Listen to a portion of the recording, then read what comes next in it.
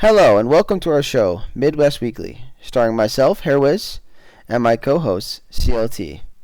We are here to give you a breakdown of the quarterfinals week's action in the Midwest Sweat League. We also have a special guest here today with us, and that is going to be the top laner of boomersquad, Victorapple. So everybody please welcome Victorapple in here today. Everybody give a round of applause. No, I'm just kidding. I was about to say, when there was like 1 minute songs after you introduced CLT and then no one else, I was gonna be like, "What's up, guys? CLT here." Yeah, so yes, we Just do take have. over as the voice of CLT. That's crazy. That'd be That's funny. crazy.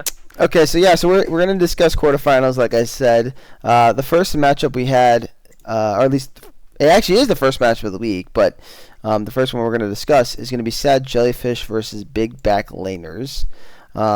That was a fun series to cast, but also we were very sleepy, me and CLT, as they were a very early morning um, series. It was like 9 o'clock or something like that for me. So it was pretty early. It ended up being a sweep. It was a 2-0. One of three 2-0s we actually had for the weekend.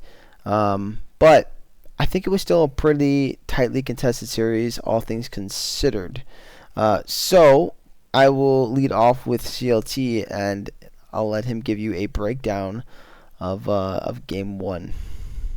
Yeah. Um, Big back laners tried to already throw a couple wrinkles in the draft. They early drafted Silas, and then I think they R5'd Oriana to then flex the Silas top in the Malphite. Anybody who knows how that matchup works, like just if Silas is in Malphite's game, his win rate drops quite a bit. But Haku did really well supporting Dippy up there. Once Dippy got a little bit of MR under him, he ended up pushing back the Silas really well. And I even think later in the laning phase got a solo kill there.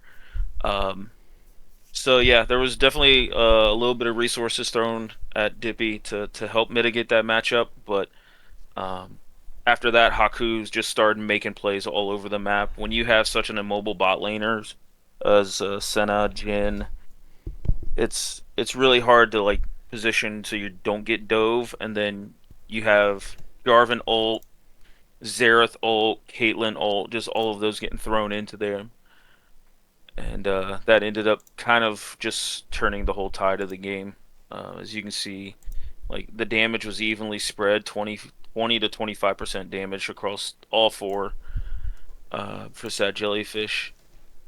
And yeah, BBL got put behind once the Void Grubs fell, and it just became the Sad Jellyfish show that we all know and love. Yeah, I would love to have the clips up for you guys. I was uploading the videos too. That's why I have no clips. But I do remember a couple specific fights where it was just Haku goes in, salt click R, and they just die. It was pretty much that on um, almost consistent repeat. As you said, the top matchup, and we discussed this before it even happened, that Silas has the best win rate in the game in terms of counter matchups. And it's specifically against the Malphite pick. But if you don't get an early solo kill in the matchup and really punish the Malphite, it does kind of become a bit of an issue. As well as the fact that he was then not able to utilize the ultimate as much. And I don't feel like he took it at times where I was thinking, like, just go take this and roam mid or roam bot lane or whatever. Because reality is, you need to do something for the team as well. That's also why you're taking it. You're taking another really good team for R, putting on a guy that has ridiculous AP scalings. So you should want to utilize that. But it just felt like it was almost never used, which was pretty unfortunate. I guess it would be a good time though to ask Victor what he thought about the matchup and what his take on it is. Yeah, I caught moments in the game. It was relatively early in the morning, so I didn't watch it fully. But I do remember seeing Bori type, "Oh no, they put Low the man on Jin duty," and well, knowing what he thinks about ADCs and Jin being sort of like the utility ADC, putting Low the man the strongest carry on big back laners. We've seen him pop off in the regular season, especially if he gets champions like Zeri or Ash supported by his teammates. He can quickly rack up. He was the leading in the kills, if I recall correctly, in the regular season. Yeah, Yeah, So that's to put correct. him on Jin duty was kind of a disappointment, I guess, to see. He still did well, but like playing Jin Oriana Senna into this comp with Malphite, Jarvan, and Nautilus, even the Xerath, right? If Jin ever opens up with Curtain Call, Xerath can just say, "Hey, I can do you one better," and just drop all those arcane, whatever you call it, onto Jin back. Hmm. I do. Yeah, you were talking about the Sylas versus Malphite. Uh, I am a Malphite enjoyer, so it makes sense that Sylas. So I played this matchup right before. It makes sense that Sylas should win against Malphite because he's an AP champion, of course. Not only can he also steal the Malphite ultimate and make it more impactful since he's building AP, but with the W healing, you think there's no way that Malphite can beat up a Sylas, but as we see in this game, the Malphite could get some resources, stack up on that MR, and invest in just a little bit of anti-heal. You started with the Bramble, built it into a Thornmail at the end, but with that anti-heal and magic resist, then Malphite can actually start beating down Sylas with his sustained DPS thanks to his W. Um, yeah, I did catch a glimpse of. I remember I was watching the game. It was like 20 minutes, and I think Sad Jellyfish had an angle to end, but then they overstayed somewhere near in the bot side jungle, and they actually big back laners actually got a team fight ace off of that, which was really cool to see that BBL was still fighting back in their last leg. You are subbing in. yeah, I can kind of remember that too. They definitely did not give up, and I didn't see any shades of BBL just laying down their lives and saying, it's over with. But when you have, I don't remember the exact gold lead, but I'm trying to see if it says on here what the gold is, which I don't see it anywhere. See individual gold, but nonetheless, I know the goldie was big. I want to say around 10K or something at one point, maybe even more than that. When you're looking at gold leads like that, and it's around the 20-minute mark, you're pretty much set up for failure if you're that team that's down 10K, right? You put yourself in a big hole, and so you just have to hope and pray you can scale back into the matchup by those mistakes like that. So Sad Jellyfish could have ruined the game right there just by getting aced. But again, you needed that to happen probably 2 or 3 more times to really make a meaningful punch. And unfortunately, after they did that, they said, "No, we're not doing this again." And they took care of business and won what was about a 27-minute game. So it's not too bad. But in this current meta, it kind of feels like 27 minutes is actually a pretty short game now. Like I've noticed that times have gone up a bit. We're looking like more like average around 30 minutes or 30 minute plus, maybe 32, 33, compared to last split where it was like what 22, 23 minutes was like average game time. So that's still a pretty short game in comparison, but they kept it in they kept themselves in it for a bit, giving themselves a chance.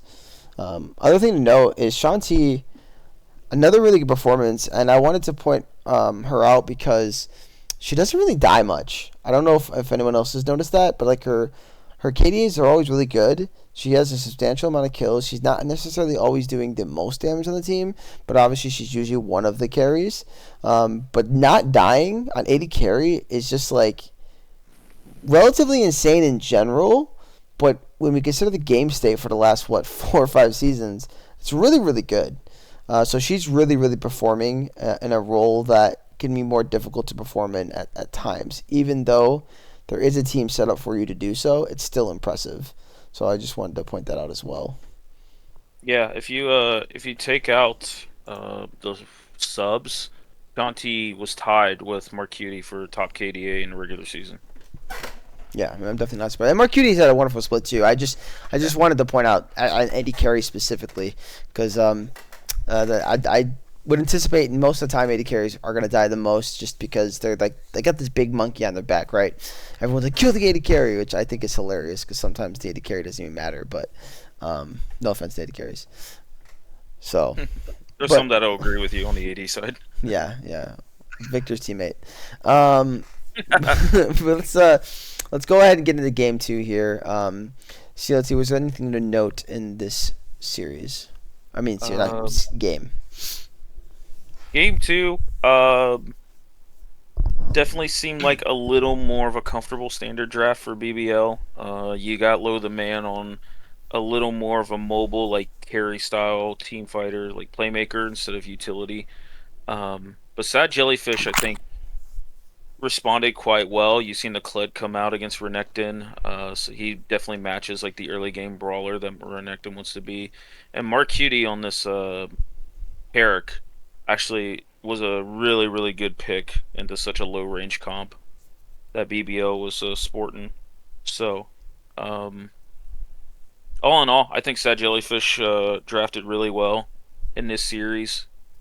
You see Salt again pulling out some champions that not a lot of other mid laners are playing, and I think overall it was he just responded really well to Levi's champion pool. So you ended up seeing a 24-minute game, so it was a little bit quicker of a game. Um, but yeah, I think BBL is kind of similar to game one. Had a mid game team fight where it looked like they were stealing some of the momentum, but all in all, like Sad Jellyfish had a really good comp, and they couldn't get to Salt and Shanti at the end of the game. Yeah, I mean, you see, the thing is in this series, it came down to the laning for me, the most part. Like, sure, we can talk about the ganking, the team fighting, and all that, but like overall, Dippy and Salt were just out laning both Levi and can't even think of their top laner right now. Who's BBL's top laner again? Because I know it's not Destructor. That's not his name. Uh, Sharkies. yes, Sharkies, yes, yes. Sharkies. They were outperforming them, unfortunately so. Now I know that Renekton into Kled is a bit of a skill matchup, but I know there's the anti heal on Kled's. Is that his Q, Victor? Yeah, the bear trap on him. Yeah. So it stops some of the healing from Renekton. So it's not like I feel like it's not a simple matchup for Renekton to be in. Um, so I do get that a little bit, but I feel like in the mid lane it's not that it's really not a bad matchup for Yone. But at the end of the day, like it didn't matter, right? They were performing so well and they took care of business in their lane, so that allowed the rest of the team to do what they needed to do, and Haku just being a menace on the map in game one. Game two, a little quieter, but still, he was still getting some nice ganks off. But yeah, you see one team set up what I feel like is a really team fighty comp, or another team sets up like kind of a skirmishing team fight comp. If that makes sense, like they don't want to always fully commit, right? Like if Tark ults down, we can just back off or whatever. And Viego kind of wants to go in and out until he gets resets, but um, you had a team that really wanted a team fight, and if they didn't get those good engages, it was just would have been a struggle, and that's really what we saw. Like once we got to the point where we had the team fight stage around objectives, it just didn't matter because the goal was too substantial on one side, and they couldn't kill anybody. And then you had the what is it called, the radiance or something? I forget. The Tarek ulti, you had that too, and you just ain't doing nothing. So, yeah, it was hard for them. It was certainly hard. Did you watch game two at all, Victor? A little bit, yeah. I really like that Tarek pick, as it offers both the not this is it disengage disengage yeah with the ultimate, right, and all the constant shields and heals to weather the storm against the Mumu or Yone engage, especially if they go in and then they're all of a sudden hit with an invulnerable Caitlyn headshotting them, and in particular also being able to tether the W onto either Dippy or Commander Haku going in, right, giving them also the invulnerability for them to lay out their damage and try to get a kill or reset off. I do remember watching, I think Haku.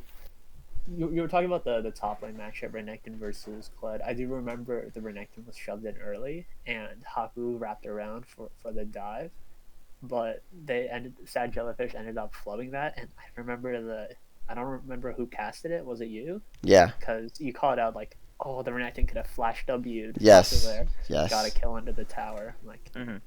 damn, that could have been like the turning point for the lane. Like, Absolutely. Yep. Well, and that's the thing is, I'm glad you bring that up because sometimes my memory it can be a little off on what happens. That, but you remind me, and that's what I'm speaking of on the laners too. Like, um, when you have a high mastery of a lane or just even your ability to do something, you would make a play like that, And I know I'm not trying to say that they don't have that necessarily, but like it does feel like they're scared to make plays, right? Like I feel like Sharkies did not feel confident in himself to do that. Like he's like, if I mess this up, we're gonna lose. But it's also like if you do nothing, you're gonna lose too, right? And so they made a mistake. They went too early. They tanked some turret shots. Just kill him. And even if you don't kill him, he's gonna be so low. Like he's gonna be like 0 HP. He's forced to reset now, which is also not a bad thing. But more than likely, 2 turret shots, WQ. That's probably enough damage, I think, with like an auto in there weaved. So yeah, it was unfortunate. But yeah, there was a couple plays like that where I felt that way. I don't remember what the other ones were, but there were definitely like at least one or two in the early game. Oh, Amumu. Amumu was sitting on the tri-brush, and then Shanti laid down some traps. I'm like, you should Oh just yeah, like call the this dodge was off. clearly known. Yeah, I think he yeah, flashed over the wall to get the ultimate off, but yeah. like He should have. it wasn't effective. I said in after the play, or maybe it was not after the play. Maybe it was after the games. I said he should just flash Q'd the Tark and then drop his ulti, because if you're gonna commit to that play, then just commit to it. You waited too long, and then by the time you're flashing over, you already missed your initial Q on Tark, and here's the Viego. If he just goes in, Tark's not no flash, just immediately flash in, land Q, boom, dead, because that's going to be much harder for Tark to dodge a flash Q, right? And then you can get over the traps as well. So it's just one of those things, If you're not, like I said, if you're not as used to certain things, you don't know that you can pull triggers in certain ways, and it happens. But I still think BBL played a really good season, and I think they were hard fought in this series, and they still did make Sad Jellyfish do things to win. Like it wasn't like they just walked in and they just got a free win. Like they had to actually play the game, and that's what's the most important thing. They weren't just like, oh look, there's a bunch of bronze scrubs, let me just troll. You know what I mean? So Sad Jellyfish certainly took the series seriously. Yeah, it definitely felt like BBL just didn't roll over, even in the late game underneath a big gold deficit. Like they had really good team fights and tried to fight back. Was there anything else anybody else wanted to say about the series, or should I move on? Um, I'm pretty good. You're Yeah, good. nothing else comes to mind except I did just notice that Sad Jellyfish banned 380Cs just straight off. Yeah, they Our Ash Kaisa, they did not want Lil the Man to pop off. no, they weren't giving him Just happened to. opportunities. And that's the thing. You got to focus the guys sometimes that are the best players, because if you do that, throw them off their game, gives you a chance. But then you have teams like Sad Jellyfish where their whole team is pretty well rounded, so it's much harder to just ban somebody out straight, right? So, but we'll go ahead and we'll move on to the next series, which is Victor, your series. It's Boomer Squad versus Load the Cannons, and it also was another 2-0. So I'll let CLT lead off, but then Victor, you can go ahead and take over after that. Yeah. Um, really, really entertaining series. I thought Boomers overall drafted really, really well. Victor here just gives them a boatload of flexibility, and not only just picks, but just counter picks and just stuff in general. But looking at this game one, uh, Poppy was picked super early in the draft, and then Load the Cannons just went full bonsai dive into her. Changi played this game super, super well. Had a lot of clutch W's, blocking like a couple of Akali R2s, a couple of Wukong engages. Um, and then you got Strawberry Milk on his rail. It felt like that was the one time I just seen the rail get shut down there. So, yeah, they put a lot of resources in top lane. I know Victor kind of probably had a WTF moment when Strawberry was in that top lane brush at level 1, and he got ganked immediately, like a minute and a half into it. But overall, like they couldn't all the resources they put in Scion, they couldn't move them around the map enough. You guys had a really good lane swap, I thought, there in game one, um, to prioritize the grubs. So I don't know who made that call. Um, but load the cannons. I mean, they did respond well. They still had enough tempo to get that first dragon. Uh, but all in all, like yeah, Boomers did really well this game one. Even with you being behind, the Nocturne provided a lot of usefulness. You weren't afraid to even be top lane and like ult just to blind the map and put pressure on load the cannon. So I thought that was a really good adaptation and play for that.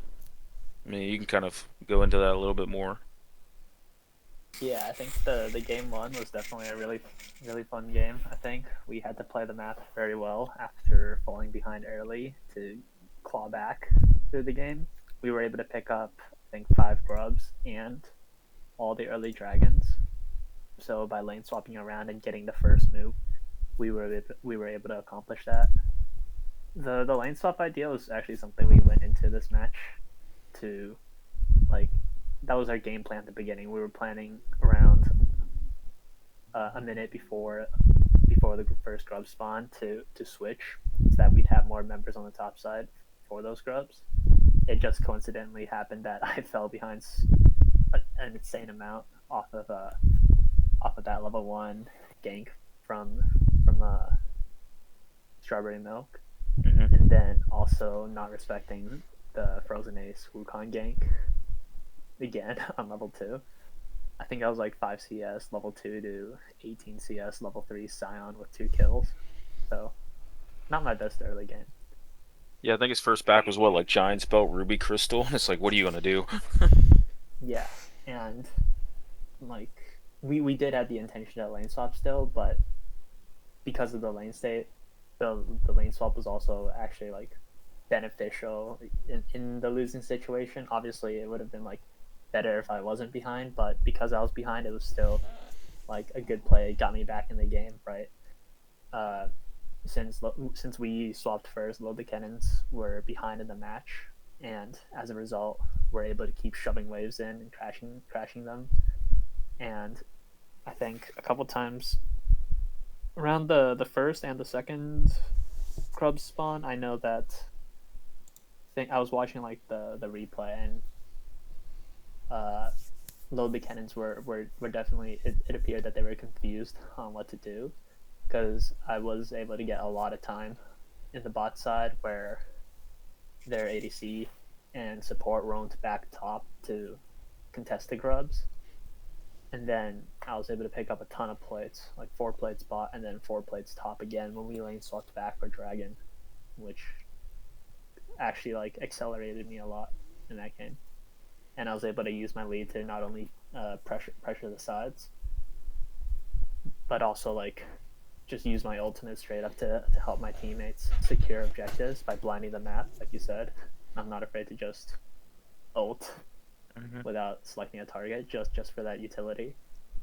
And then yeah, once I got some items, I could just keep putting the pressure on the side, and then if anyone was caught out of position, I think there was one the first kill we got, which was 18 minutes in the game if I recall correctly, was actually me getting quote unquote caught out in the river.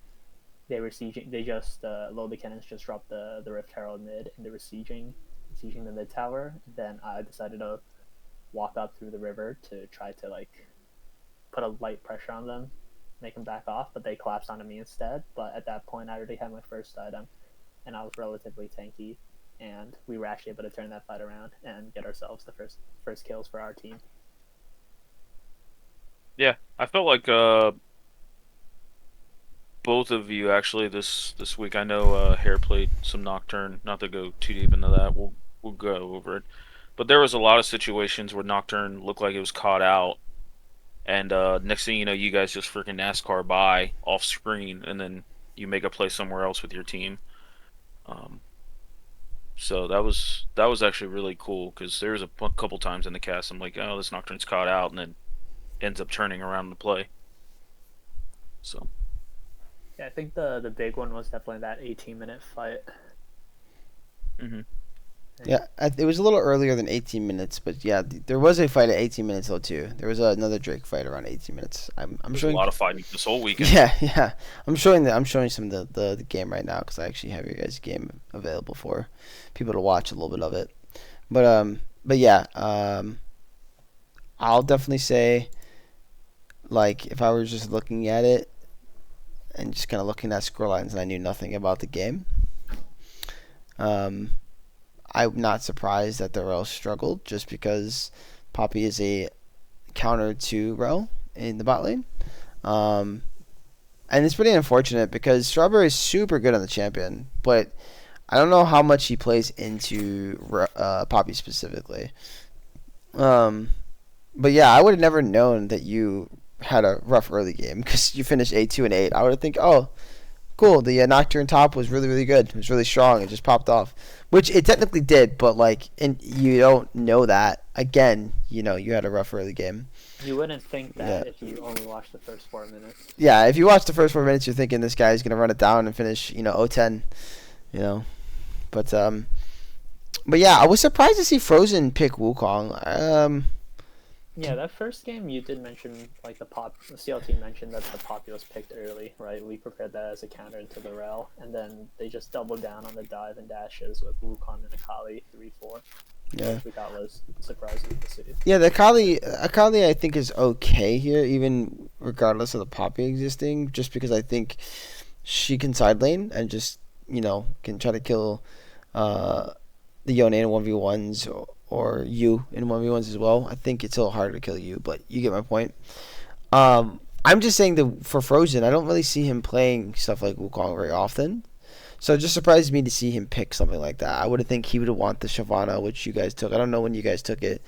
Or he'd want something else like Volibear or something. So very surprised to see Wukong out of him.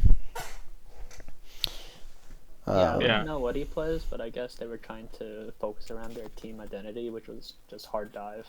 But Yeah. They drafted the Wukong along with the let's see. Yeah, it was Rel, Kaisa, 1-2. But if I was gonna go hard dive here, you know what honestly would have been really, really good? Would be well, yeah, but Vi actually. I was thinking Vi the moment you said that. Yeah. Yeah, like the thing is, again, Poppy will block the Q, but she doesn't block the ulti. So if you ult like I don't know, let's just say, and honestly, when I say that, you don't even have to ult. You don't have to ult backline. The moment that you say Shyvana, they could just pull the trigger on Shyvana and just one shot Shyvana. Like the thing is that Vi is also all about picks, and she can do a decent amount of damage to tanks with her shred. So like whatever you want to focus is fine in most circumstances. But yeah, kill jungler, take objective. Kill jungler, take objective. That's the whole point of Vi. And you have Kaisa to follow up with her ulti. Again, Poppy can stand directly next to whoever, I guess, 24/7. But how do you do that? Chengi can't literally be on the top of everybody 24/7. So you don't see Poppy, pull trigger. Like that's it, basically. Or you could ult Poppy too and just one shot Poppy. So they definitely had options if you go that route. I feel like that's a waste if you're engaged. If you're engaging on the support. I think it is. I have to say that Chengi did play a really good job. No, he did. His W's were fantastic. And I was showing some of the clips. His W's were fantastic. But he was making sure to mark all the threats that could go onto Bori or any one of our members. I think did not a lot of dashes. Yeah. Well, I think the key was like keeping Tang down like early, which they didn't. They did to some degree, but then his counter engages, like when you're ulting in the Shyvana, you're bringing your team comp so slow that Tang caught like Gray and a couple of the other guys out on the counter engages, and then almost like he would ult them away from the team comp a little bit when he's going front to back. So, but it just felt like the Poppy was just the main thing, and honestly, I thought after they showed so much dive, I know you guys like blinded the Yone. You might like take the Yone top and then throw Talia mid lane just for even more zone control. Yeah, we had options with our draft.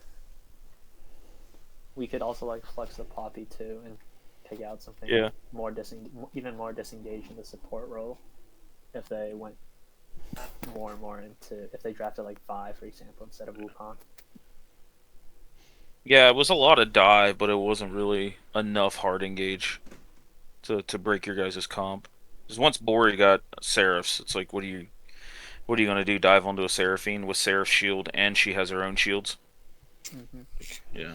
I mean, they could definitely one shot Seraphine, but again, like I don't think the Seraphine is the carry here. I think the comp is revolved around Yone Shyvana, if you ask me, anyways.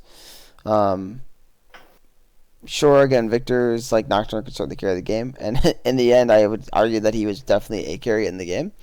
But like Yeah. to me, when I'm looking at the team comp, like I'm thinking that's what the carry should be here. So your 80 carry is going to be Yone. Your hybrid damage is going to be your Shyvana here, and then Nocturne and Seraphine and Poppy are just going to set them up. Which I didn't. We'd have to go through the whole game to see how they played it and see if that's kind of how it looked. But if Victor's alting just to alt sometimes, then that actually brings the idea of what I'm saying even more, right? I can't see this Yone running at me because there's a freaking Nocturne on and the lights are turned off. Oh shit! Yeah, I'm it's caught true. by the Yone R or whatever. So yeah, and they had a really nice wombo combo too, actually. So it was a well designed comp, and it just definitely shut down what Load Cannons wanted to do. So Yeah, I think you can make the point that it was like the Seraphine is more playing more of the support role, and the comp is primarily focused around our top jungle mid, right, going in and dive. But I think in this game, as a result of like the state of the game, I feel like I think all of us on Boomer Squad, I'm proud to say that we all contributed. Like it wasn't like one person ever like stood out in this match because we all made sacrifices to basically put our whole team ahead. Right, Tank dropped a ton of mid lane waves just to be able to roam up to help secure objectives, and of course, oh, I just just burn my ult to help out my team instead of using it to try to look for solo kills and stuff. you sacrificed yourself early, buddy. That's what you did. You said, "Come, Yeah, bring the pressure to me." Yes, kill me, please. Yeah, and about 4 minutes in the game, he's like, "Nah, that's enough. We're good." Well, that's enough of game one. Let's go ahead and get on to game two here. I'm seeing some some more Sejuani top. I know we didn't get to talk about it back when you played it last time as much. I think Sejuani top is pretty strong. I think it has specific counters. I don't know every matchup where it's good into, and certainly we'll let Victor break that down more for us.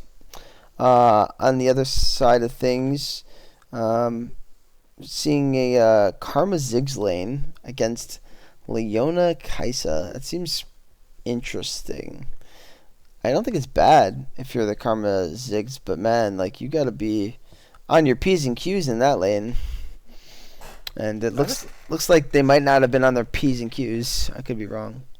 I just question the B5 Malphite when you have like 3.5 AP showing. That's kind of the thing I had because going into this that Victor has played like Sejuani top, so that could be in the cards. So you B5 Malphite, and it's like I don't. You're forcing him to build a boatload of MR already. I don't Yeah, know. it's interesting. I think sometimes, and this is just my personal opinion of teams. Sometimes, like, sometimes you have two good forms of engage. You don't actually need more engage on top of that engage, right? There is a level of too much of something, and that even includes engage, right? So, like, if you took a team of 5 champions that all did CC, right? They're all support champs. Leona, Blitzcrank, Thresh, Braum, and I don't know, Yumi, whatever. Point is, they all have CC, right? Like, just because you have CC doesn't mean you're gonna win the game. So you need to have different things on the team. So I could agree to the point of, well, he's got nothing to really stack armor for, but also there is other options. He could play a little more of a disengagey champion, right? Like, I don't know, maybe you play like some Gragas top or something. I don't know. I'm just throwing out a champion. But yeah, I definitely think that's a pretty crazy B5 pick. Dude, I thought this was a completely like wasted Mundo angle because like Oh, I mean, Bori has to get to 4 items to start really like pumping out damage on this Mundo, but he's so short range that Mundo doesn't care. It's like uh, I don't know. Yeah, but I don't. Such Maybe. is pretty good into Mundo early, so she could easily kill I him. mean, any champion's good in Mundo early. This is It's, true, but like yeah. you could actually CC him, right? Because you can get rid of his stuff pretty quickly with just queuing into his face, and then you've already got probably a couple autos off, so you W, and then you got your stacks on your E, and he's pretty much dead. So I guess my question for Victorapple is, how happy were you when you seen the B5 Malphite? Well, to start with, it was kind of a confusing pick. Since they just banned Camille and Quinn. Only they slammed the Malphite down. I guess they wanted to force the Sejuani top if they're getting rid of top lane champs that I play. But then to slam on Malphite as an answer to Sejuani, like that's kind of just an even matchup, two tanks versus without. And I was happy to flex the Sejuani top and let my jungler get another pick that was able to benefit the team more. Like Taco on that Jarvan pulled off a really insane counter gank in the mid lane, and got 2 kills over the tank. Yeah, I just I don't know. There was a couple of different things that I like look at this draft and I'm like, okay, if you slot this in top lane, maybe this puts a lot more pressure on your guys' comp to do something. Especially being a short range as you guys are. Like even Darius kind of looks like decent here. So I don't know. But all in all, like getting back to the game, you guys played it really, really well, and you put a lot of pressure on this Malphite, especially when you go TP Ignite. Like there's just nothing stopping you from getting ahead. I think that Victor's a monkey because I just watched a clip of him being caught in no man's land for some weird reason in between like all the tier 2s and tier 3 towers. I don't know what he's doing over there. Oh, yeah, there was a couple of those. That was a funny clip. He still got a kill though. He got a 1-for-1 trade. He killed the Maokai, but it was so funny. I'm like, what are you doing over there, buddy? I'm a Baus watcher. I like proxying. I guess it'd be a good time to proxy. You are pretty ahead of the Malphite already. Yeah. Yeah, I thought the proxy early was pretty good, but then there was one I think in the mid game that definitely you proxied with not knowing where junglers at, and then mid lane just like didn't wasn't showing either. But Yeah, I was confident in that second one. I was actually confident I could get out. Like if I just didn't stay to fight the Maokai and try to kill him, I could have just queued over the wall into their base and then just kited or stalled even longer that way. But I was like, I can probably take one down here and get out. But then I saw all the ultimates being committed for me, and I was like, never mind, my bad. I will say, like, looking back at this game, sorry, this build was really, really, like, interesting. Like, I like all the interactions between the items here. Yeah, Medjai's too. It's crazy. Did you finish with a fully stacked Medjai's, Victor? No. Yeah. No, I think I remember I was like, ooh, I can finish my Medjai's here. This Ziggs looks caught out all alone pushing the top wave. Let me go one-shot him real quick. I get the kill, and then all four of their teammates collapsed on me, and I died for it. Damn. But for a brief 10 seconds, I had a fully stacked Medjai's. Unfortunate. I would like to highlight Tang performance here too. I mean, both carries did really, really well, but 13-2 and 13 on the Aurora pick mid lane with 27% of the team's damage, which you actually did more, by the way, I should point out, in the Sejuani pick, but it's just like he was very efficient, not dying. Like very clean game there, especially with all that dive they had. Like the fact they only died twice is pretty insane to me. Yeah, I know. Going into the drafting, since we were red side this time, we banned out some of the more stronger, some of the strong picks that their mid laner played for Rika. We banned out the Salas, we banned out the Syndra, and we were fully confident that they would lock in Yone first pick for blue side. especially since Yone has been a very strong champion. It's a champion that Rurika is very strong and proficient in, and so yeah, we've seen Yone in pro play being first pick a lot. So once we saw that Yone pick, Tang was ready for the answer in that Aurora. We just slammed Aurora Sejuani 1-2 on the red side, and yeah, Tang did a really good job of keeping the Yone in check on the Aurora. Nice. Well, no, I would say it was a good series, man. And I've said it before. I'll say it again. Congratulations, you guys! First time in the league, and you're making it to semis. So hopefully, you guys can continue the streak. If not, the other team that's you're facing will just continue their streak of not missing a final. So something's got to break. Right? Something's got to break here. Yeah, I think I mentioned to CLT after the match that I'm looking forward to this Jellyfish rematch. Yeah, it'll be fine. I know you told me before it was close, so we didn't get to cast it during the season, but I am definitely looking forward to seeing It that. was close in every lane except mine. You ran it down, huh? I was 0-6. I ran that. I ran the 2 games down. It happens to the best of us, brother. Well, let's go ahead and move on to the third series. I feel like we're moving in order, actually. Oh, I clicked too far. But yeah, so the next series we got, it's actually funny. This is literally the bracket, the way it's set up, and how we're going in order is exactly how all the games are played. It's hilarious. Yeah. All right, so we have Team 2 versus Scorch. I'm gonna say this for everybody. To me, this is the best series of the split. I understand we've had many 3-game series go full 3 games, and so you'd be like, well, Jake, how in the world can this be the best series of the split if it's a 2-0? The games were insane. Everything about these games were insane. The time of these games were insane. They might as well have played a third game because with the time played, they were like almost 2 hours worth of gameplay in 2 games. It just was ridiculous. Scorch did end up pulling out the upset, though, over the 1 seed of Group B. And might I say, Group A had a fantastic weekend. 3 of the 4 teams coming out with a victory. But yeah, I just insane. So, CLT, I'll let you start off with Game 1 here.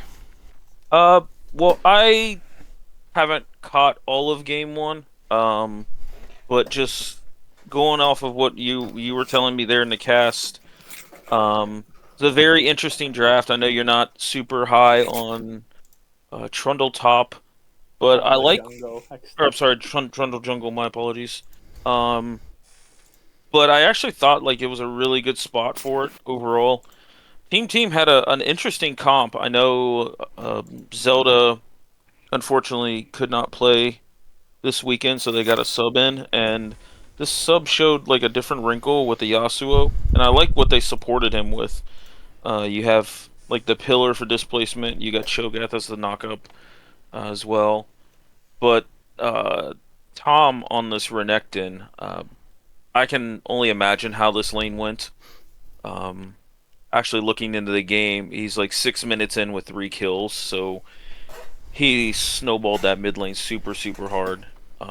He's like 5.5 items there, but I know Geico tried to do his best to kind of carry this game, and then Owls became super tanky and super hard to deal with. But Scorch ended up taking this and was a really long 40-minute game.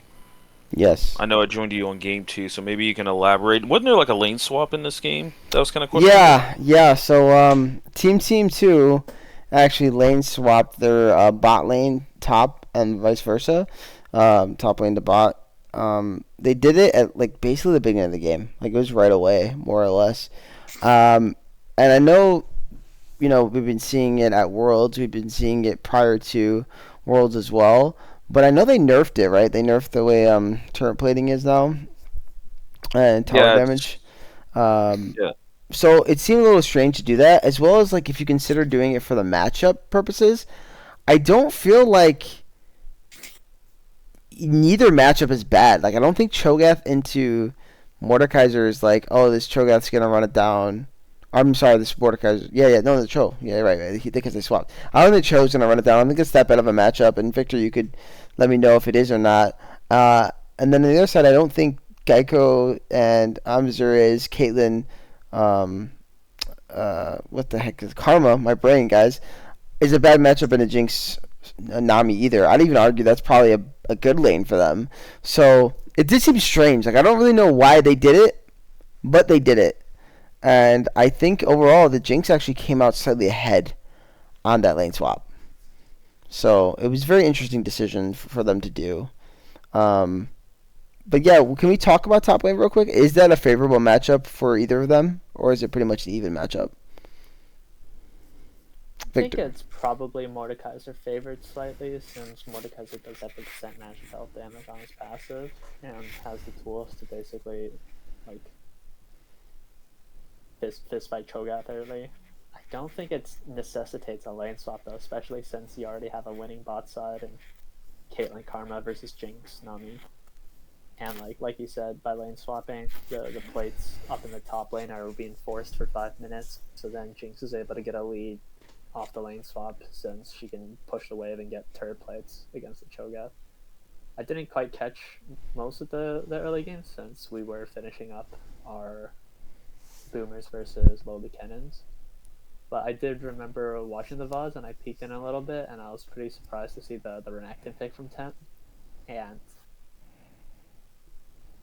yeah, the Renekton looked very strong into the Yasuo there.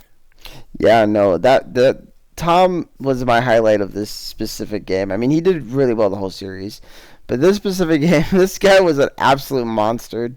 I remember specifically so many times though when he had like a 3-0, 4-0 lead, where I'm thinking to myself like, you guys can do more with this lead, and they were kind of seeding some objectives, like giving Drakes over and stuff to Team 2, and it just felt like it was a little strange to me, because yes, Trundle can click R on Sejuani, but I'm thinking to myself like, that doesn't matter if this 3-0, 4-0 Renekton walks up, clicks W after a Sejuani ult, and they just one-shot him. You know, and so that's what stuff was so strange to me. They had enough burst and damage to win these fights early, and I was just like, guys, just fight it. But from talking to Boonshaw, from talking to Rusty, you know, they just wanted to play a more, I guess, I don't want to say the correct way, but a more precise way of League. And so they get the advantage and then decide, well, we have the advantage, let's just not throw this advantage. And I think it worked out really well for them, right? They were able to stay scaling, and by the time we got to the end of the game, had a couple really nice team fights, and able to win the game.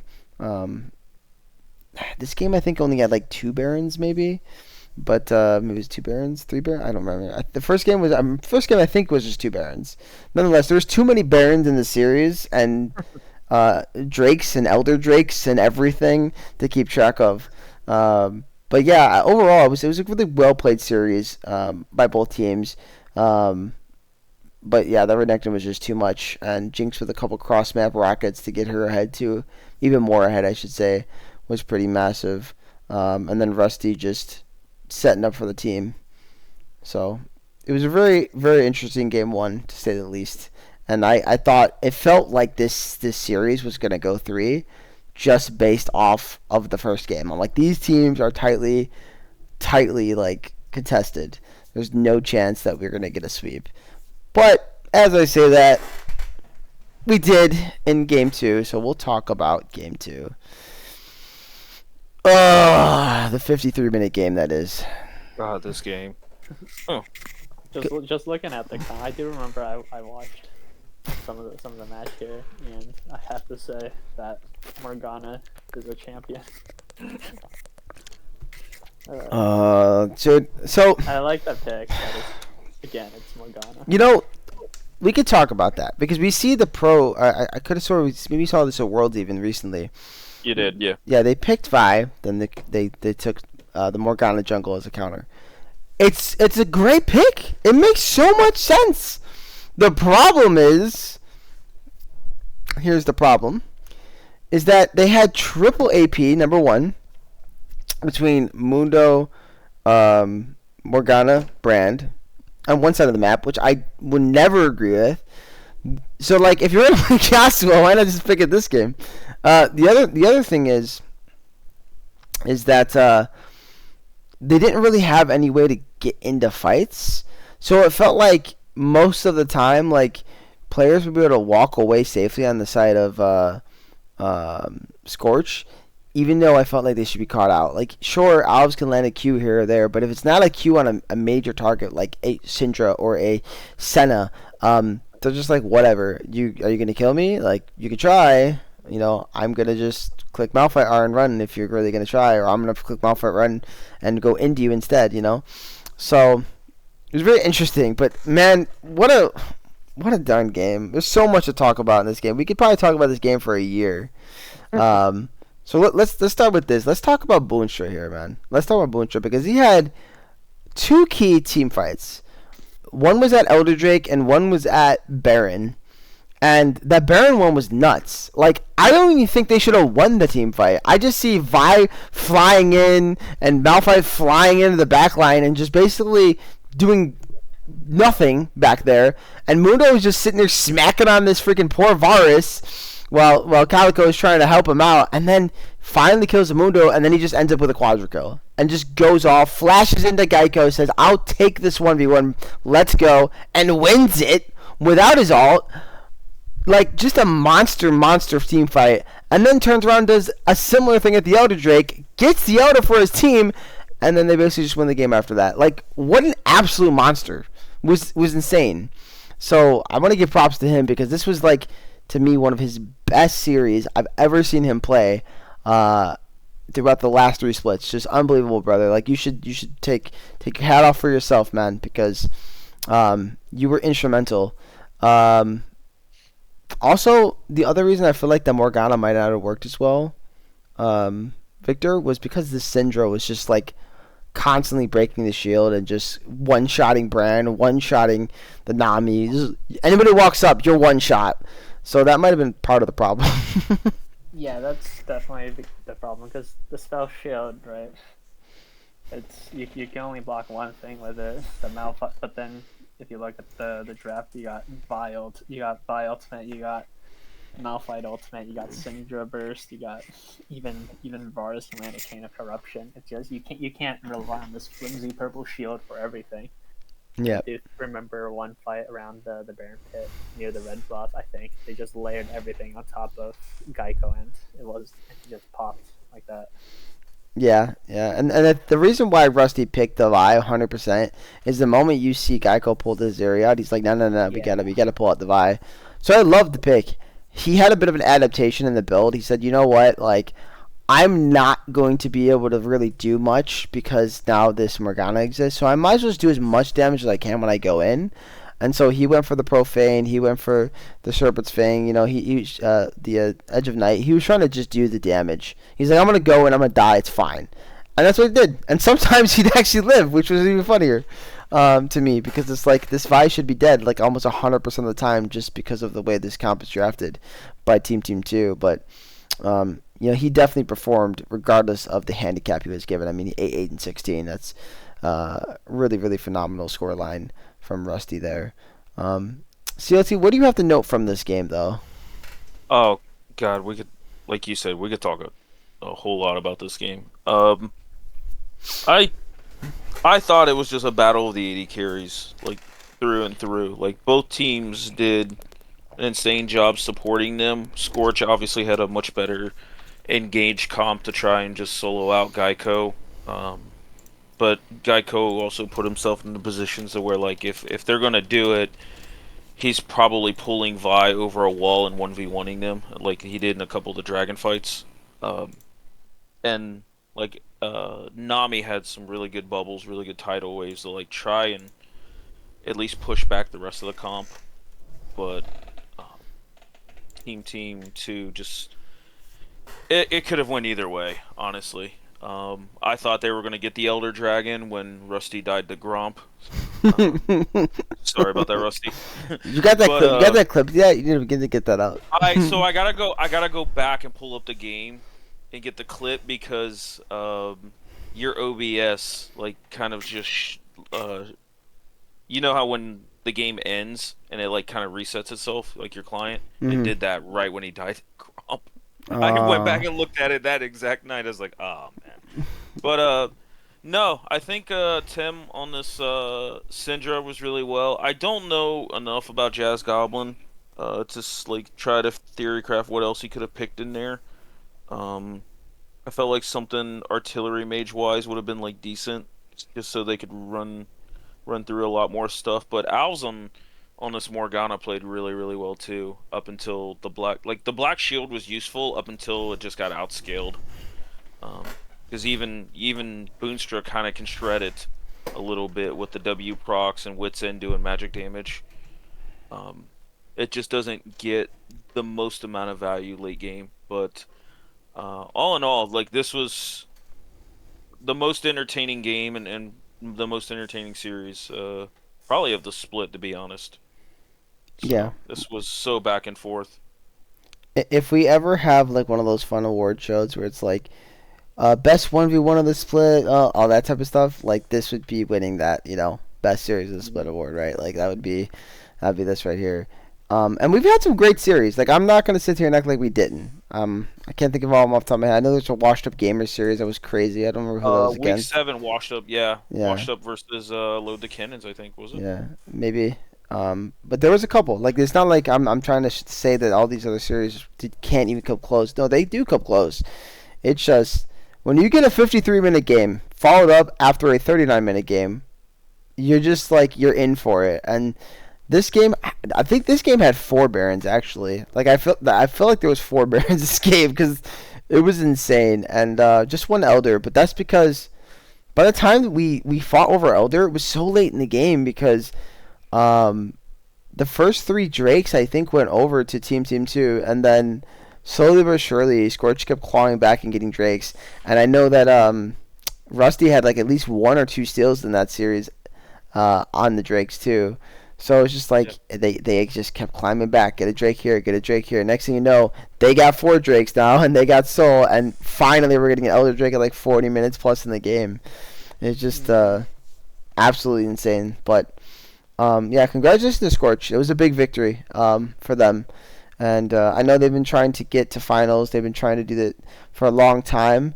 So they've got a good test this week against Zoomers, but they certainly have a shot. So one Mega Powers team down, one more Mega Powers team to go.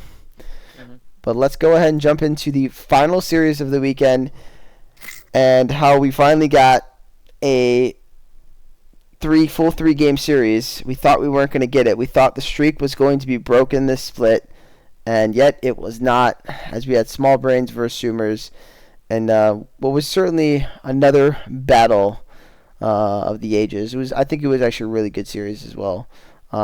Before we kind of go into anything, I just want to say congratulations to Zoomers. It was a really fun series. You guys played well. You guys definitely earned your opportunity. But I also want to say, great job to my team. Everybody on my team played phenomenal.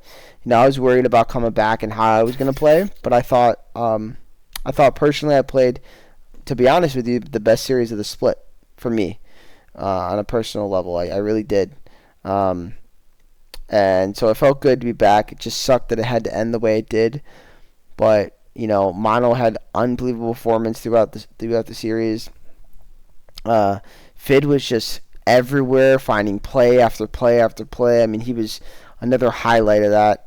And then Stanley and Vic, I don't think they had like the most eye-popping series, but they both did perform super well.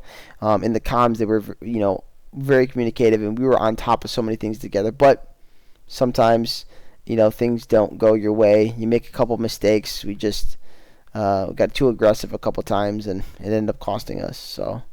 But I'll go ahead and let CLT kind of lead it off since he casted. So we'll start with game 1 here. Game 1 really, really just a hard fought battle all the way around. Um, there was a bunch of like even fights. There was a lane swap that happened that you guys secured the first set of grubs on, but then Zoomers responded really well with the first dragon off that tempo. So I felt like that was the first time we've seen a team respond really well to the lane swap. You had a couple of plays where you caught out Jin and was burning summoners quite well. I just felt like after some of those fights, a lot of the gold got onto after packs of Gwen, and it ended up becoming like a bunch of Gwen moments there at the end of the game. Um, there was a couple of team fights where Stanny um, took some of the ults that I don't think were the like most optimal, but I can't really say that with complete confidence because it doesn't the spectator doesn't show like what ults he can and can't take. But even looking at the draft, there was a lot of really good ults. So the Silas pick was in a really good window. I just felt like he roamed maybe a little too much to help his team. Like he was down at 1.4 levels to Chengi's Ari, and was kind of just bargain buying the items a little bit. But all in all, there was a really big mid lane fight where I think you guys went 3 for 4, and they got Baron off that. And then the very next fight, like Gwen just decided to like just press R on the whole team comp and do like a boatload of damage. Um, but yeah, no, it was a really hard fought. Mono did everything he could and just stood out really a lot this series. Yeah. I don't know if Victor got a chance to catch the series, but what a you haven't seen it a lot. But what's your thoughts on like this Gwen top lane that popped off this game? You feel like it's in a good spot, or I think Gwen is definitely in a very strong spot right now after the item rework. Like she has everything in her kit, right? That isn't super impacted by items.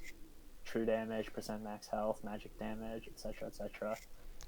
And also like AP items not being that nerfed hard from the item changes. And definitely Gwen is like a very strong top laner right now. I just never got around to learning how to play Gwen.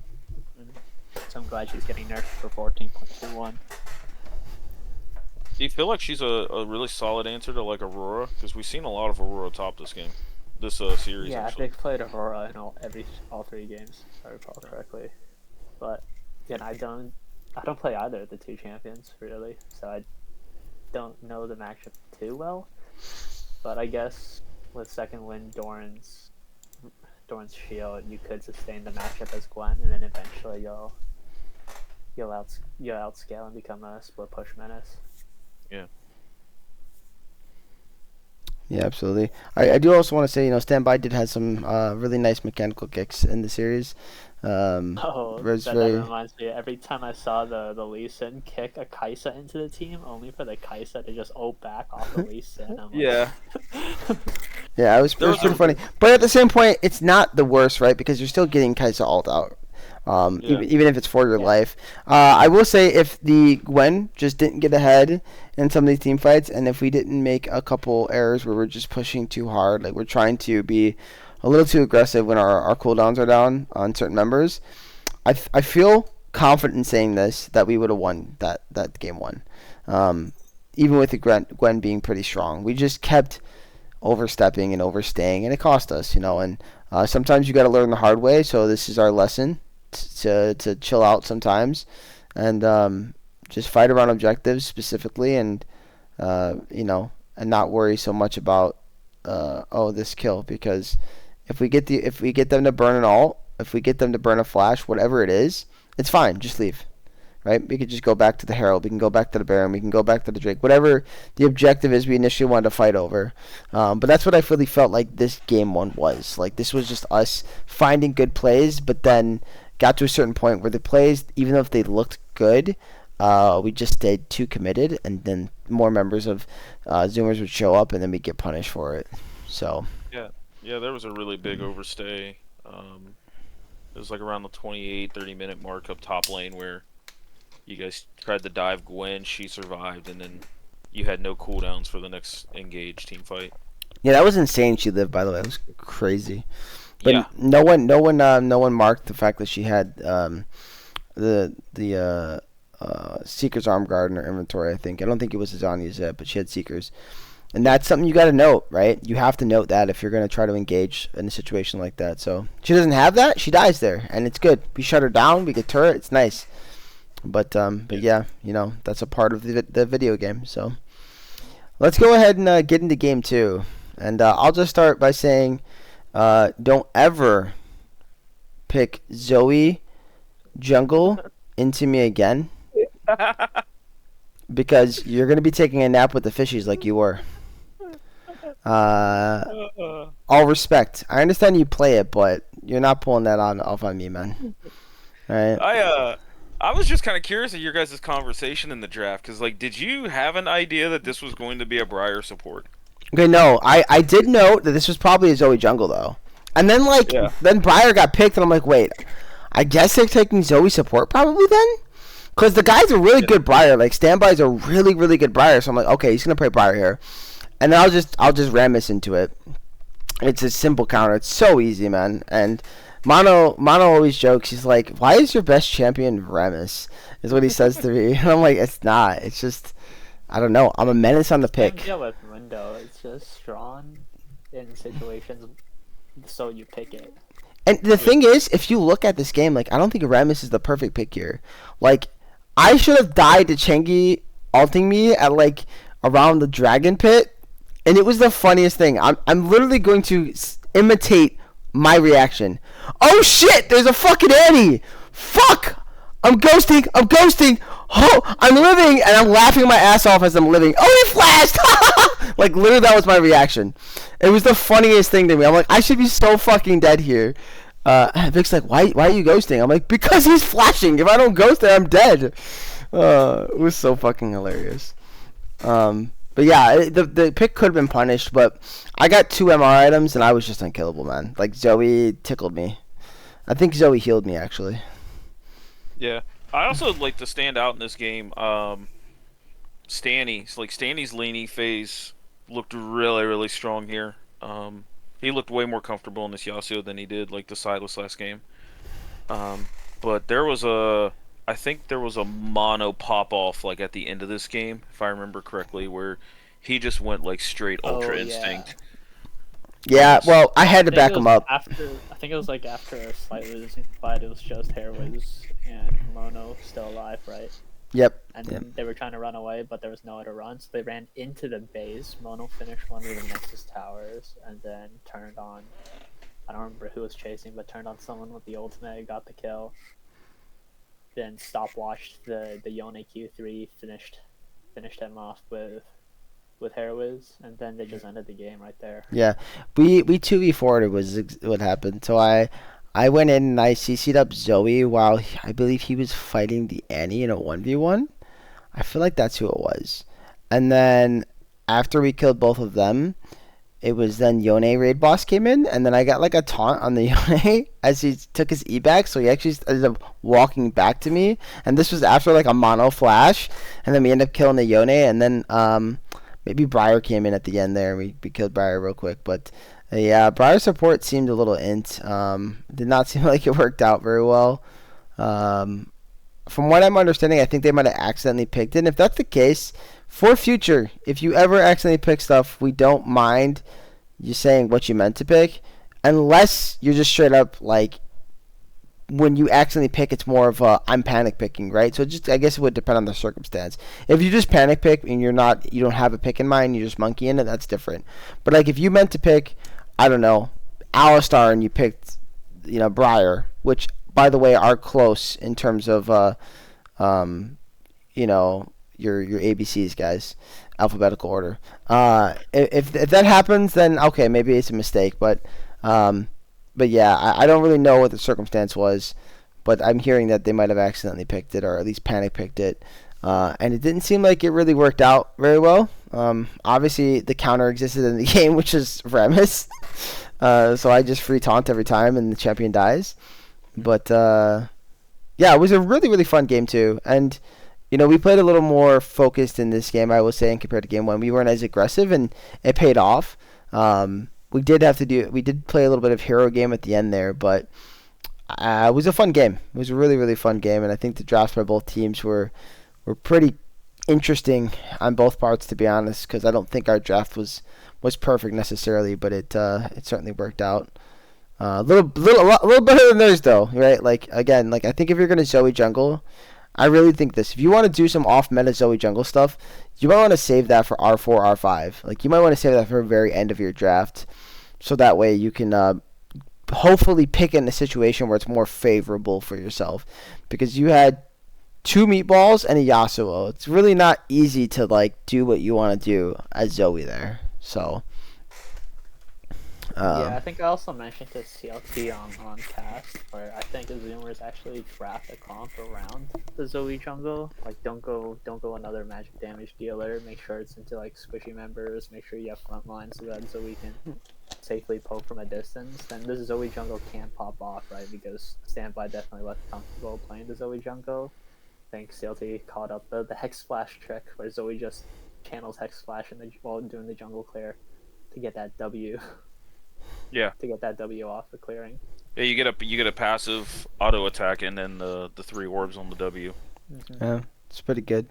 Yeah, it definitely doesn't seem like it was like horrible in the sense of clearing by any means.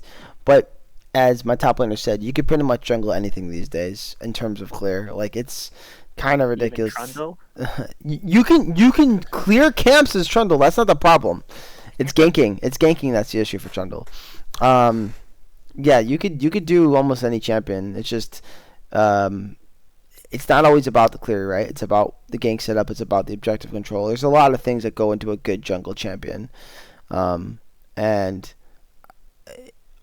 I'm not sure what the Zoe does provide overall. I guess she provides some sort of zone control around objectives because she can be pretty deadly with her bubbles, her little sleepies and those long range Qs. But again, you still need the proper setup. Too. Some of those long range E's yeah, sleepy bubbles through the wall. I remember there was like a 2v2 fight up in the top lane, I think. And Standby was able to help get after pack 2 kills by landing 1 bubble onto Rammus, I think, first, and then another bubble onto the Aurora again. Yeah, we won't talk about that play, but just know there was a bit of a miscommunication there on the top side. I definitely wanted to back off. That's all I'm gonna say. I didn't want to keep going, but things happen. So, nonetheless, though, we ended up able to win the game, so everything worked out. Then we had game 3, which I will. First off, I want to laud Standby because I think number one, he identified that I was starting blue side here in both first games, so he probably thought I was doing the same thing. So it was smart by him to go steal the red buff. The second thing is he was playing proper hide and seek when he was hiding to make sure he didn't get caught by red trinket. But I should have listened to my support and just checked that bush too. I just like, nah, there's no way, right? Like, yeah, they're gone. There's no wards anywhere, I'd be worried if there was like a ward around maybe, but I didn't see no wards. I'm like, oh, it's fine. So it was a really good play, right? He gets the red buff, gets the Raptors, and then is able to get a kill onto standing in the mid lane. And it started kind of a bit of a snowball effect. We were able to fight back in this game, and we found some opportunities. But the biggest thing to me, that was the biggest issue, was the Baron call.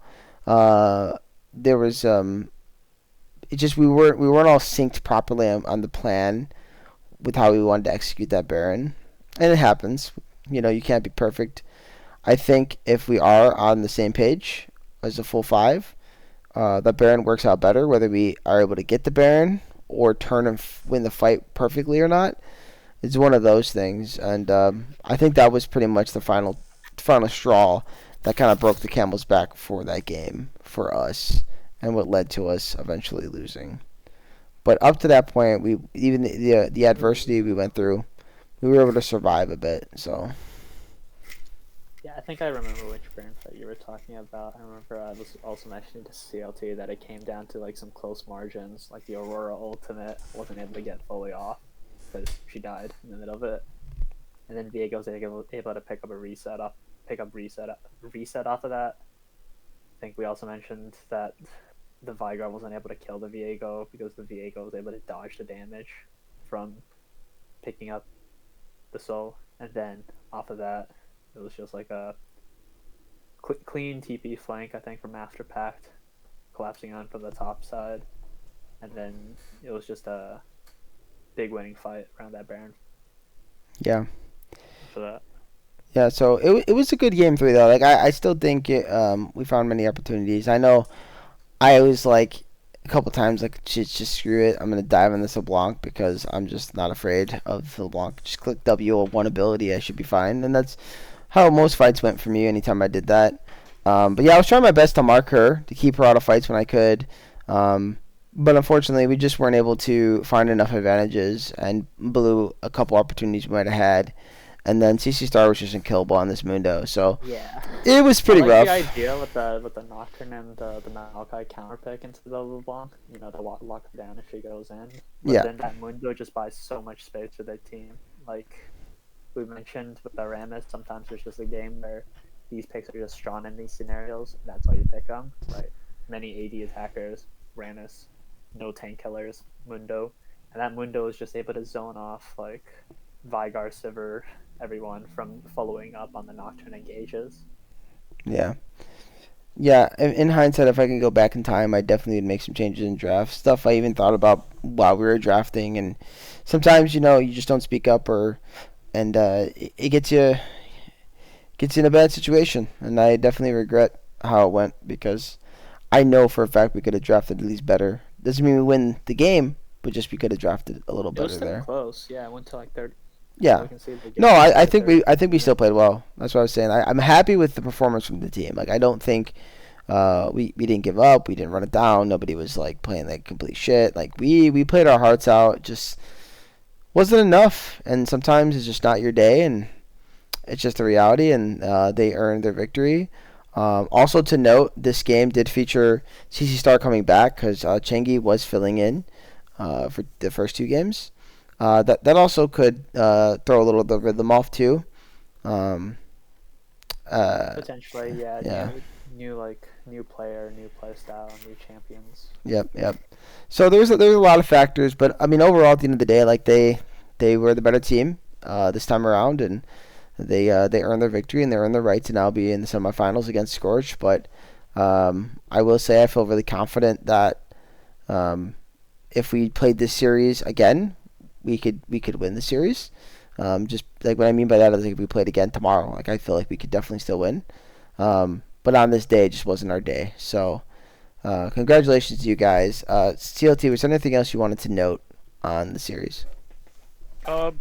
I mean, you guys covered it quite well. I mean, it looked like it could have went a lot uglier for you guys after Pack got a bunch of kills early, but I thought Stanny playing the Vigar V2 build, where he was a lot more tankier early and then just scaled, he grinded that quite well. And at one point was even up CS on after Pack when I think he was trying to affect the map a little too much. But once your Nocturne got tanky enough that you had no issues diving in his face, then I think it started to turn for you guys. It was just a couple of just small things that you noted that could have went either way. But all in all, I think Mono really shined in this series, and I think Stanny recovered really well after that game one. So Yeah, for you guys. absolutely. Yeah, and like I said, everybody played really well. Fid was just a monster all series finding picks, and even though Vic was playing Aurora 3 games in a row, he was constantly doing lots of damage, so that wasn't a problem. He did his job just as much. Just again, things just didn't work out, so it's all right. But let's get on to some better stuff. Let's go ahead before we finish up the episode. Let's talk about these two matchups real quick while we got a few minutes. So we know that the first matchup, which in fact, is this going to happen again? No, Scorch and Zoomers is going to be played first. So let's talk about them first. You guys are going to be played on Thursday, correct? Yeah. Yes. Okay. I'm not Zoomers. Sorry. But I No. know for that. He's the Yeah. boomers. My brain. You guys are playing on Thursday though, correct? I am correct about that. So Jellyfish Yeah, will No, be. you got Zoomers on you got Thursday. That Jellyfish is on Sunday. Okay, so my brain's all messed up. I know you're not Zoomers, but I guess my brain was thinking your series was played Thursday for some reason. Anyways. But let's talk about it anyway, since they are the first series, Scorch vs. Zoomers. So what's Well, you know what? Actually, you guys are Zoomers. You wanna know why? You wanna know why you're Zoomers, Victor? Because your support filled in for the Zoomers. That's why. That's why. This makes sense now. Ah, see. Okay. No, but all right. So, what do you guys? What's your guys' take on this matchup here? think it's definitely going to be an exciting one. I think both teams are very strong. I want to particularly highlight Scorcher, since I do think that they've improved a lot since we last matched up against them, us as boomers, right? I noticed that like immediately on the next week after we played against them in our match against Scorch, Tang played the Nasus mid twice, both into Hui, and to put it lightly, completely just pushed out Hui out of the lane in both those games. So it was interesting to see in the next week when it was Scorch versus IBP, I think. Tem was just the minute that they saw that the IBP mid laner Ghost Tiger, I think, picked the Hui, Tem just immediately slammed the Nasus there. So it was really interesting to see how much Scorch is willing to learn and grow as the weeks go on. So I'm really looking forward to see their match against Zoomers, and of course potentially if Boomers also beat Sad Jellyfish and Scorch beats Zoomers, then I'm looking forward to that rematch. Right. Yeah, I think where I see it, these teams are different to me. Like I think stylistically they aren't the same. You have one team which is Scorch that plays a very team, like I don't want to say teams don't play like a team. That's not the right word, but Scorch play a very team-oriented style. Like you don't really see a lot of selfish picks from them. Like Rusty's always playing something to benefit his team, whether it's Sejuani, Zach, Amumu. You know, these types of picks that are just gonna like I'm gonna be your meat shield. I'm gonna go in. I'm gonna be your engage. I'm gonna set you up. Calico constantly plays these peeling, healing, shielding supports to set up Boonstra to do his damage, and you know Boonstra plays these team fighting AD carries, the Varuses, the Jinxes, you know. So I anticipate from them that they're gonna still stick to their style, and so you're gonna see this team fighting comp. Whereas I'm wondering if Zoomers decides to match it or not, and I'm gonna say that they probably don't, seeing that they do play a little more like around sometimes of their individual skills. Like Afterpack wants to fight these 1v1 skirmishes, whether it's like a LeBlanc pick. I can't remember all the stuff he's played, but I know he's played Akali. I know he's got Akali in there. You know, things like that, and he wants to just like give me the 1v1 play, give me the 2v2 skirmish. Like that's what he's looking for. And you see that from even players like Standby, right? I don't really think about Briar being a champion that's like let me go team fight. Briar wants to shoot her all across the map, catch you out when you're lacking, and make that 1v1 a 2v1. Like that's what Briar wants to do. And so I am kind of curious how it's going to translate. Are we going to see one of these teams trying to match each other, or are we going to see those differentiating styles? And so due to that fact, I don't know if it favors one or the other team, but I do know that Scorch has been around a long time together. Do you know if Zoomers have been playing together a long time, Victor? I'd say so, yeah. Yeah. We So all know each other through a couple of years, I'd say. okay. So I think what it's really going to come down to then is it's going to come down to mid jungle. Like I honestly feel like that's where it's going to matter the most here because of that stylistic difference. If Rusty and Tom get ahead, then when you get to those team fights, they're just going to be menaces because they're both such good team fighters. And then if Afterpack and Standby get ahead, then they're just going to go around the map finding all these nice skirmishes and advantages for the team, and then eventually that'll translate to, well, if we want a team fight, we're just so much stronger as a team now, we can do what we want. So I think that's where my main focal point is going to see, and I'm looking forward to seeing what that matchup looks like, especially seeing we haven't seen it, right? We've never seen these two teams play against each other. So if I were to like give you guys a pick, kind of like I was doing last week, for the sake of it, just because Scorch just beat the team they beat, who was considered one of the better teams, obviously in the league, and a team that again was the runner-ups last split, I'm going to give it a 51-49. It's a slight edge, like the slightest edge to Scorch, but I do think this is still pretty much a coin flip matchup, and so I'm really interested to see where it takes us. How do you feel, CLT? I echo a lot of what you just said. It comes down to the mid jungle, and specifically the jungle, because I feel like top lane could get a little volatile as well. But if after Pack gets unleashed on the map, he can cause a lot of hell, and his picks are just super in your face aggressive with LeBlancs, with Akali's, with Yone's, with he's one of the like Silas gods in the league that it's just like you don't want Afterpack to get out of control, or he's going to be super aggressive, super in your face, and he affects the map really well with an advantage. Yeah, absolutely. Yeah, well, that's what I was saying. As far as top lane goes, I feel like those two are very similar. So they're just going to be playing, probably some team don't kill me pick. They're probably going to brawl a bunch. They might even solo kill each other a couple times. Like, I'm going to say top lane won't even matter. There's just going to be these beefcakes up there, man. All right? I'm gonna call a cap on that.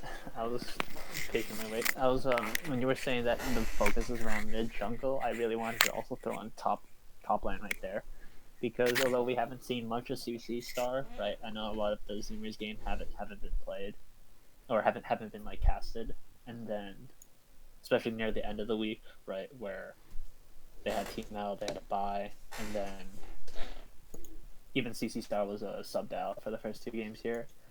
But if you've noticed, like in lots of the matches in the regular season, one of the champions that have been under the stats as most banned, has been quietly creeping up, has been Yorick, which, to my knowledge, no one in the league plays Yorick except for CC Star.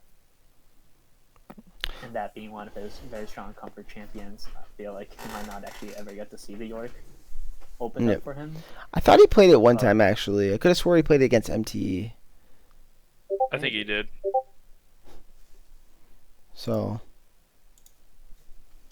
I knew there was a York player in the league. I just couldn't remember if it was CC or not. But yeah, I think. I mean, if you have a player that gravitates towards a pick like that much, which he hasn't really shown to gravitate towards it, but it's so well known that he plays it that there's a chance that Ares might have like a counter up top or something. Well, potentially, I yeah. think But I just wanted to highlight that. Yeah, and I'm not, and I should say I'm not hating on the top laners here, neither Ares nor CC Star for that matter, and their possible carry potential. We've seen them both have good games, right? Mm-hmm. I just think that for the most part, and even if he gets put on his Yorick, by the way, I still kind of think what I'm saying is that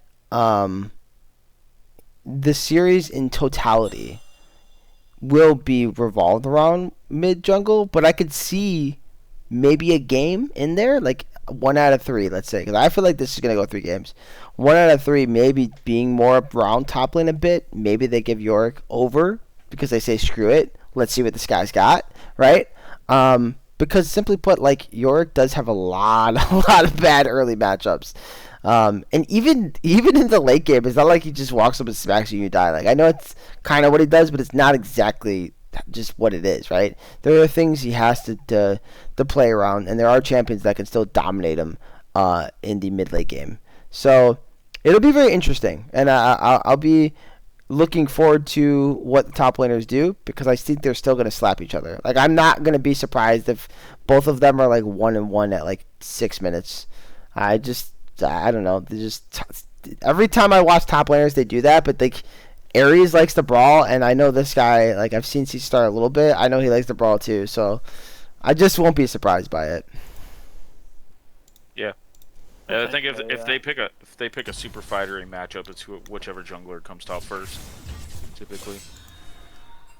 So I think jungle is gonna make or break the series for both teams, but it's gonna be entertaining for sure. Yeah. Well, let's go ahead and jump into the last series. Then that's going to be Sad Jellyfish versus Boomer Squad, and that's going to be played on. I thought it was Saturday. It might be Sunday, but it is this weekend. It's Sunday, 8 p.m. Eastern. Okay, so it is Sunday. No, Saturday. Sorry, my apologies. Okay, Saturday's 8 p.m. You were correct. So, because of bias, I will let you chime in, Victor, but I'm going to just talk about what I'm kind of thinking, and then you can give your chime in as far as how you're feeling about the series and stuff. But yeah, I know you're gonna pick yourself to win regardless, right? Which I would expect. I want you to have confidence. From my perspective, even though I never watched the series, I think these two teams should even if I like to throw out the fact they played each other, like just throw that out of the water. Imagine they didn't play each other, right? From what I've seen from both teams, Sad Jellyfish for some time now. I've seen them for 3 splits, and then Boomer Squad. Seeing them, watching them play against us when I was out, as well as casting some of your guys' series.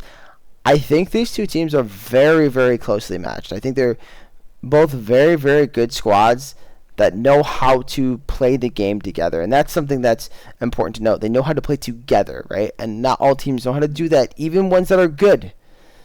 So they do that in a similar sense, but there are some stylistic differences between the two teams. I feel like, I've said this before, Sad Jellyfish runs a lot through Haku and Marcuti. Even though Salt and Dippy are super good solo laners, and Shanti is shown to be a very, very prolific AD carry at this point, those two are who are going to guide the game. When they struggle, the team struggles.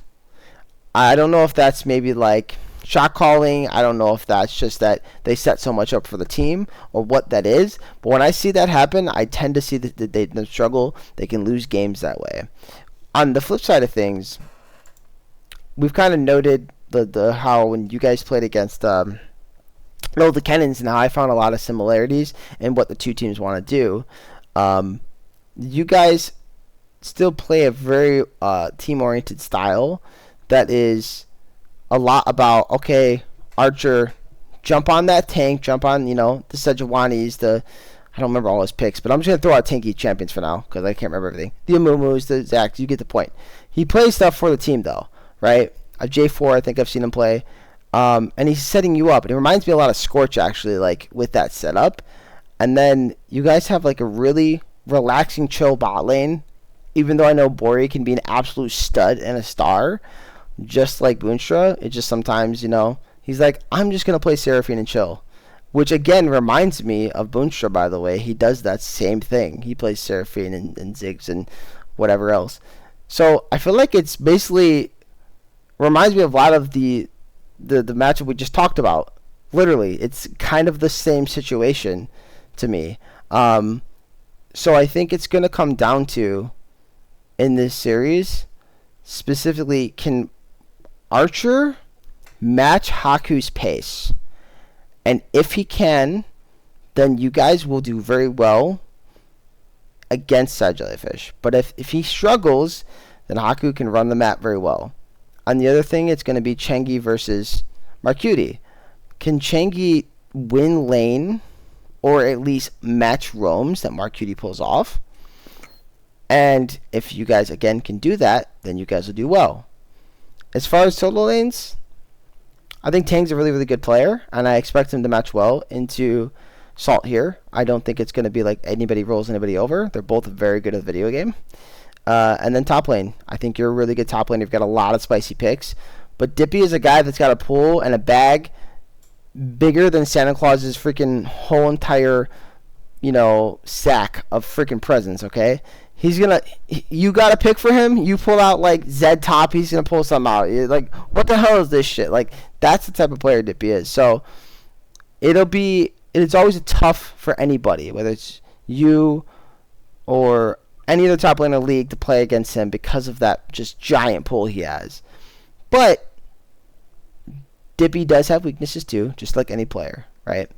And so, can those be exploited? I think your team can do so, if you guys go in with a plan of how to do it. Those weaknesses.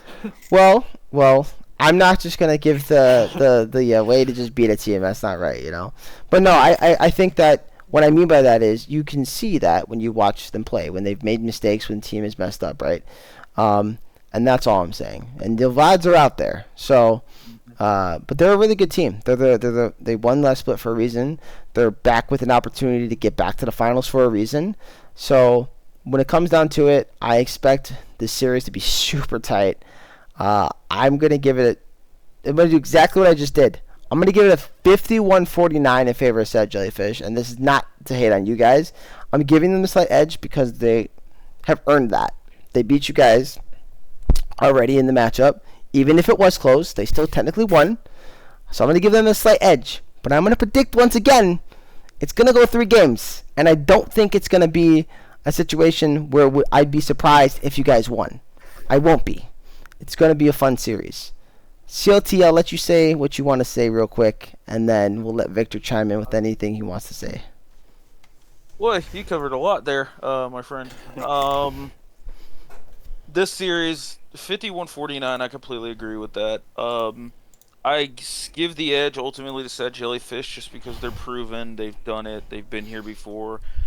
But I feel like it all comes down to this mid lane and this 80 carry, like the 2 damage dealing duos here, because Tang has a really like wide champion pool and he's a really good solid just mid laner. But Salt is almost had as big of an ocean as Dippy at some times, where it just feels like he's not scared to play the stuff like the Anivias, the Xeraths, the stuff like that. He hasn't gravitated towards like the Yone, at least not to my recollection. He's probably played it, because Salt is, the last season's MVP for a reason. But I feel like if people match Salt a little bit, we've seen with them against Insane Bananas when Ghost Tigers Kalia really gave him a bunch of fits. That you can definitely like affect the game through mid lane a little bit. I think Victor versus Dippy, I think it's spicy pick against spicy pick. There's nothing you're gonna throw at Dippy that he hasn't seen before, or he hasn't thought about. As much research as you can do on him, he's doing the same to you. Bori, I look back at your guys' matchup, and Bori played a couple standard 80 carries, to where recently Bori's been kind of gravitating towards mages. Not saying he can't play standard 80 carries, but you guys seem to really play well with Bori on these mage-like picks. Seraphine and Ziggs come out to mind.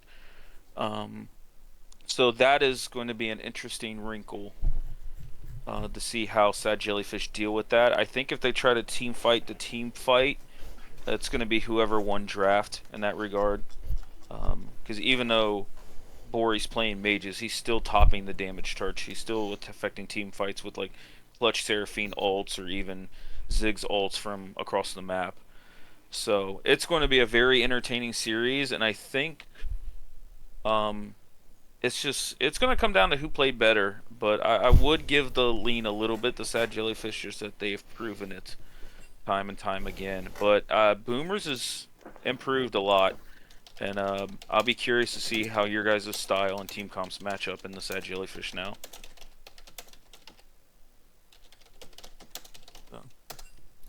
Yeah, do you have anything, or even just some trash talk for, Sad Jellyfish loves trash talk, so.